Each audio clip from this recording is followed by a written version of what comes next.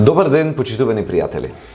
Одбравме едно многу едноставно видео, кратко да речеме презентирање, не би го крстил предавање, бидејќи станува збор за кратки практични видеа, во кои што сакам да доближиме нешто што е проблем, да го објасниме зошто е проблем и секако да дадеме решение.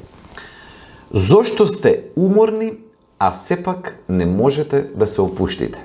Ако се препознавате во оваа реченица, тогаш оваа видео е за вас. Значи, чувствуваме умор, доаѓа ноќта, нит можеме да се опуштиме добро, ниту можеме да заспиеме како што треба. Тоа е проблематиката на денешното видео кое што ќе ја обработуваме.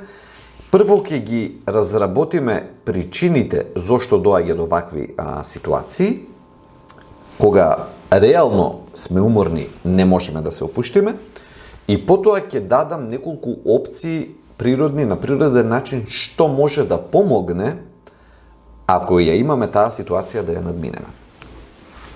Прво нешто, кога имаме чувство на умор, а не можеме да се опуштиме, е прашањето дали е присутен стресот. Стресот многу пати ние го препознаваме само во таа, како да речеме, највидливата форма. А таа е формата нешто да не извади од такт, на вистина да биде нервоза. Не е само тоа стрес. Стресот може да биде прикриен, може да биде хроничен, односно да се случува долго време, да не сме вистински свесни за нивото на стрес кое што е присутно кај нас и како такво да се манифестира на начини кои што не ни се веднаш препознатливи. Пример, тешкото опуштање навечер може да биде имено форма на стрес. Нешто да ни укажува дека, иако не сме на едно свесно ниво, најасно што е тоа што не го предизвикува, сепак, велиме подсвесно, нешто да не тишти. И тоа тешко опуштање навечер е манифестација на таков стрес. Друго чувство кое што може да ни кажува дека има стрес, иако да не сме свесни, една затегнатост на телото. Значи, кога тоа ќе го приметиме? Дури ако легнеме хоризонтално да пробаме или на кревет или на стол, било каде што ќе се изрелаксираме максимално, и кога ќе пробаме да направиме свесна релаксација, ќе видиме дека делови на телото се во грч. Тоа е исто знак за стрес. Трето, плитко дишење. И не сме свесни за овие работи ако не застанеме и не кажеме чекај сега да видам како дишам. Ке ни требаат едно 10 секунди за да го видиме тој формат, таа шема на движење на диафрагмата и на белите дробови. Четврто, мускулна напнатост, згрченост во вратот, во грбот. Некогаш дури и несвесни гримаси во лицето, исто се знак за присуство на стрес.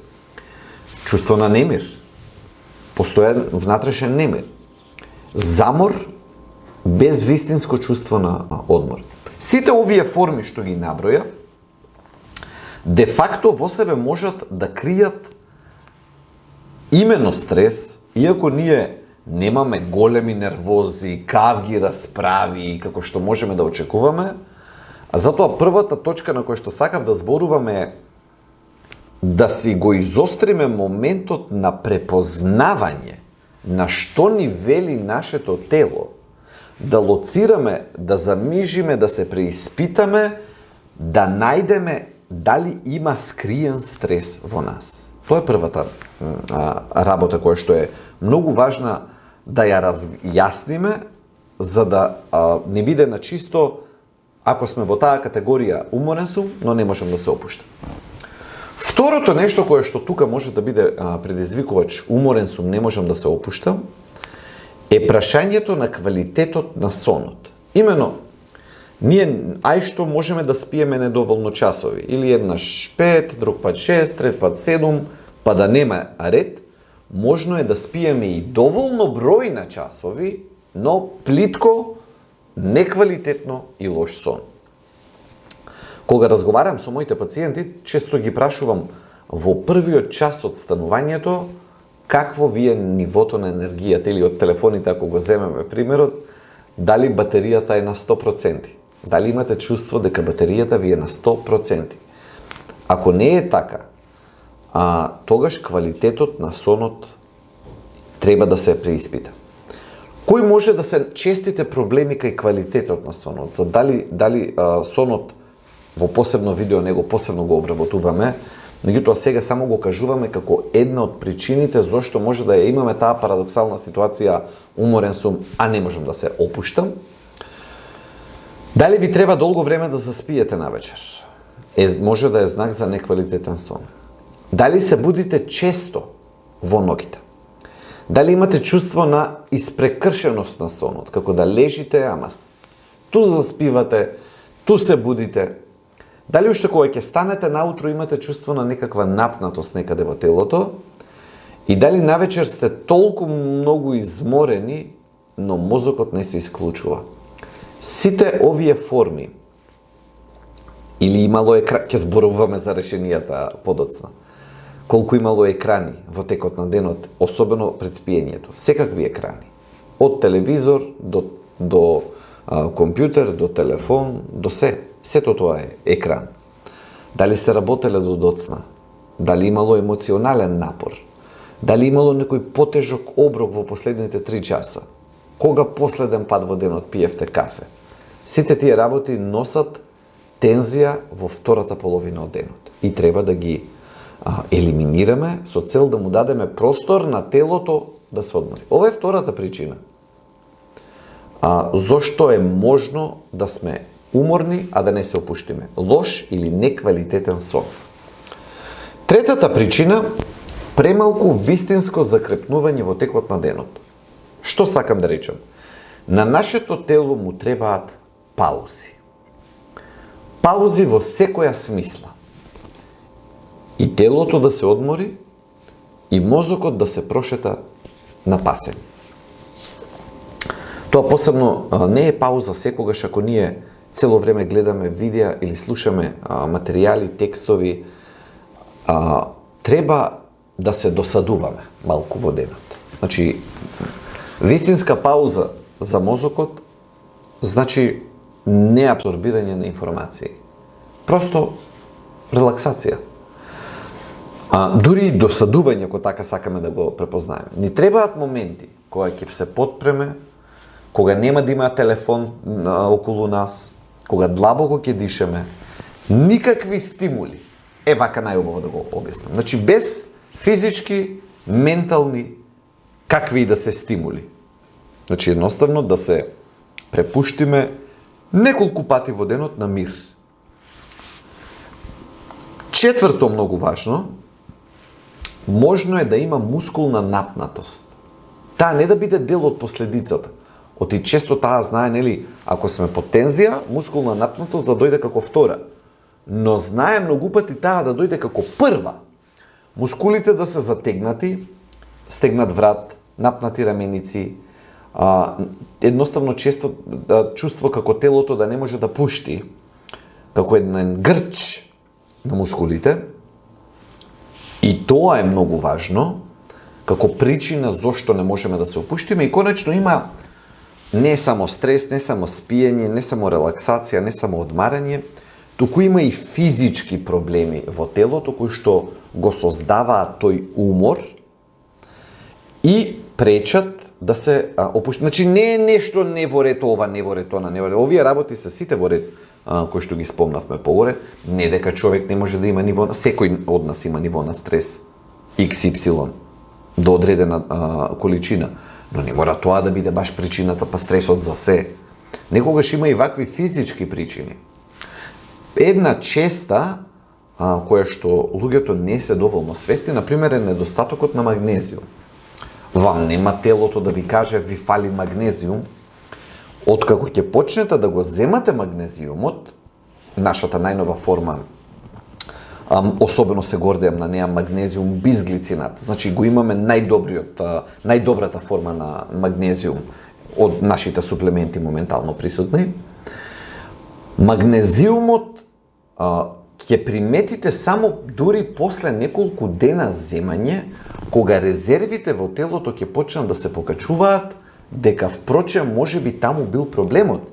Или ако не бил само таму проблемот, покачувањето на резервите на магнезиум ќе придонесе за опуштање, макар и да е проблемот кај некоја од претходните форми, причини што ги набрав.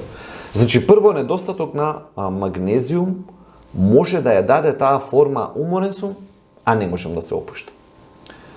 Ниски резерви на железо, дефицитот на железо. Еве сега, пролетта, сезоната на копривата. Може да помогне и тоа како? Проблеми со тироидната жлезда. Само со проверување на хормоните можеме да видиме дали има клиничка, неклиничка слика, како е таму состојбата. Претеран внес на кофеин, многу цигари, лекови одредени. Значи, има конкретни причини некогаш за ова што го зборуваме. Значи, настрана стрес, настрана спиење, не спиење, настрана опуштање, не опуштање во текот на денот. Може магнезиум да ни фали, може железо да ни фали, може тироидната жлезда да има проблем, или па премногу да имаме кофеин, премногу цигари, лекови конкретни. Затоа треба, секогаш велам, малку научен или детективски однос да имаме во однос на телото, да ги проверуваме овие работи. Секако конкретно препораките. Првата препорака, намалете ја вечерната стимулација.